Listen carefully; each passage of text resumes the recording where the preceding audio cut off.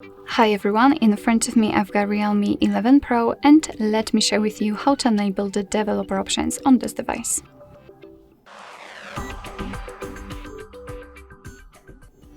So firstly, let's enter the settings, and here we have to scroll down to the very bottom to find About Device. Now we have to enter the version. It is because we are looking for the build number. If we've got it here, simply keep tapping on it until you'll see that you're in the developer mode. So right now we can go back to the general settings and enter additional settings.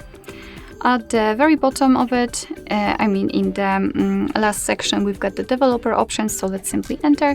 And here we've got plenty of advanced settings which we can customize. So for example, we can manage the apps to destroy every activity as soon as the user leaves it. It will for sure save some memory.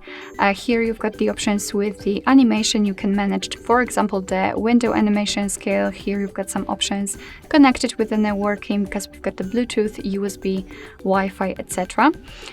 So basically everything works just like in the regular settings. If you want to turn on something, just tap on it, tap on the switcher and it will be immediately applied. Of course, you can turn it off the same way.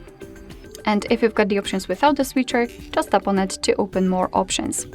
If you're done with customization of developer options, you can always turn them off. Just go to the very top of the list and tap on this switcher. As you can see, the developer options will basically disappear in the same situation after getting back to the additional settings. They will be not visible on the list. But of course, no worries, you can customize them again. Just go back to the build number step and keep tapping. Alright, so that'll be all. Thank you so much for watching. I hope that this video was helpful, and if it was, please hit the subscribe button and leave the thumbs up.